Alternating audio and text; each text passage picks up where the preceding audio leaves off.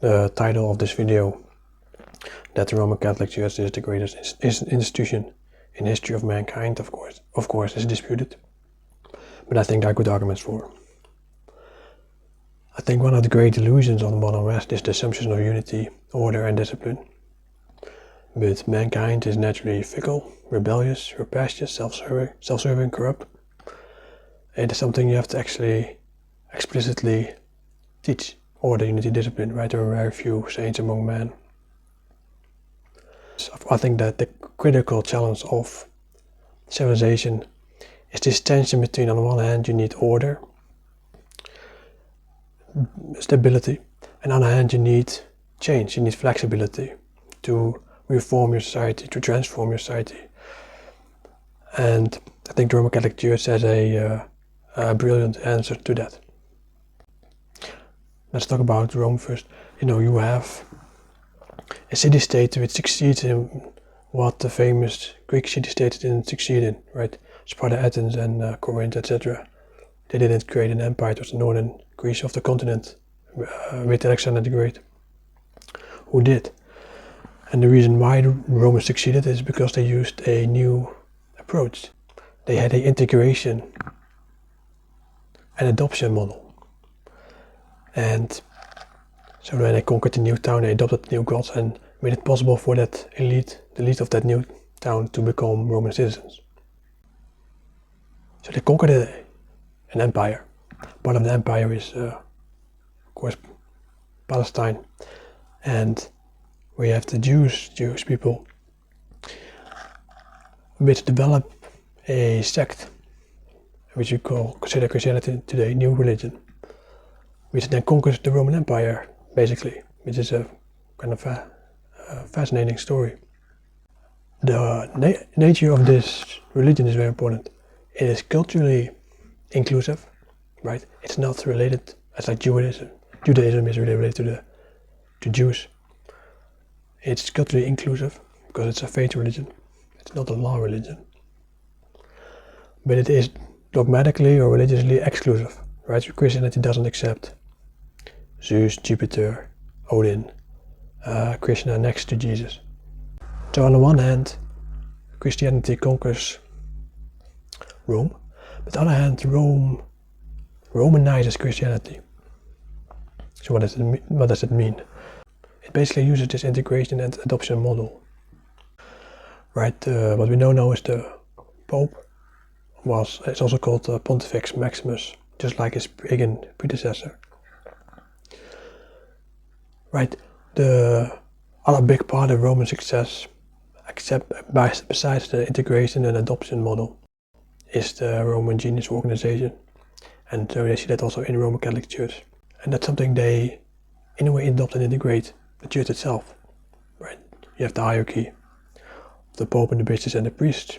You have canon law, different religious organizations, and also new organizations can be created. But also, Roman learning is integrated or adopted. Also, the Greek pagan rationalist scholars or philosophers. And this model, that is the critical part for the success, I think, of Western Europe, which of course then becomes Roman Catholic. One thing we see here is, again, you shouldn't assume unity, order, stability, right? In the 8th century, what's the basis for stability in the Frankish Empire? How do they defend themselves from other, foreign invaders? Something to a modern Western or mature man should think about at night, I think. You shouldn't assume unity, stability, and discipline. And I think the Roman Catholic Church played an important role there. You have the inventions of the medieval time, so-called Dark Ages. Important inventions: improvement in agriculture, invention of glasses, the mechanical clock. And it's so early that it's not really clear what happened. So there's very remarkable, very important inventions for mankind. The written record is not very clear.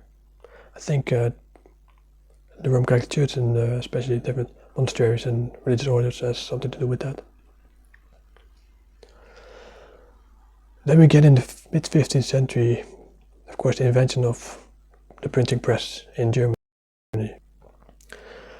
And that is integrated in society, You have the famous Gutenberg Bible, one of the first printed books, of course. And then you see a contrast with the Middle East and North Africa, where in Europe, Latin, of course, it's the main language because of the Roman Catholic Church, written language. Although it has a religious prestige, it's used in Mass, church service.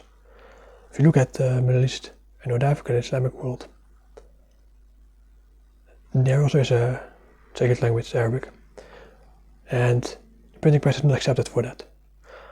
And that is not something which stands alone. It's a main line and a difference between the Roman Catholic Church and the use of religion in those regions, Islam, North Africa and the Middle East.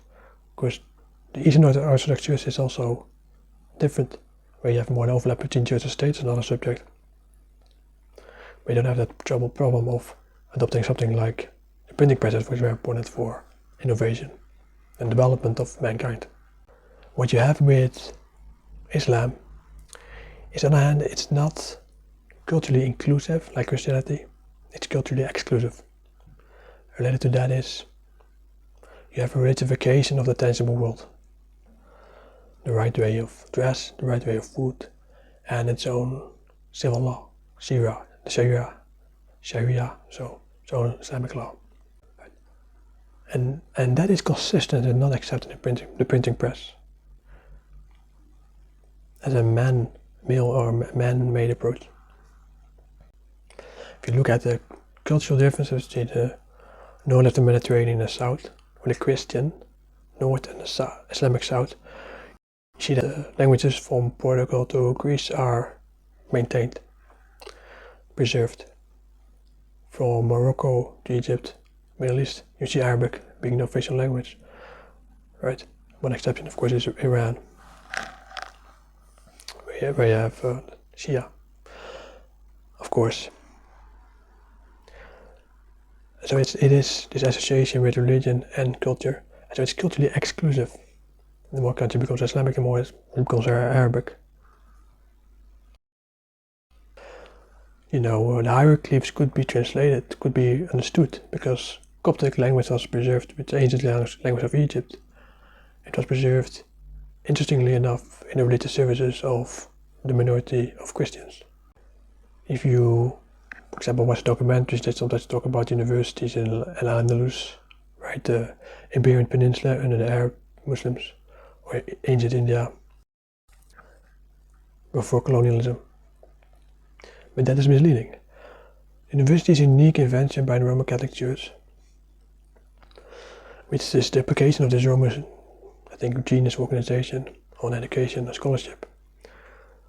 It has fixed courses, fixed degrees. A professionalization of scholarship is very important, of course, for the development of mankind. If you look at other regions of the world, generally you have a center of learning, you have different teachers, and people are students of the teacher. It's not a corporate model, a corporate body which gives a degree to a student. So you don't have that standardization, professionalization. You couldn't have that in the Islamic world because of Sharia law. You have a fixed definition of different organizations, which doesn't include university. Talking about, besides innovative education organizations, we can talk about economic organizations, new businesses, like the ones developed in Northern Italy during Renaissance, or first joint stock companies like the Dutch and English East Indian companies. Again, these could not be introduced or could not be developed in the Islamic world because the Sharia law, or Sharia Islamic law, doesn't allow that. It already defined different types of organizations. So it's fixed the society, a great situation, because the leading with view of religion relativises the whole world. And even if you have a new invention from outside, you see an opposition. The printing press was temporarily accepted in the 18th century, I think, in the Ottoman Empire, but then it was again reversed. So you see how strong that opposition is. And it's not just the first few years, no, it's continuously.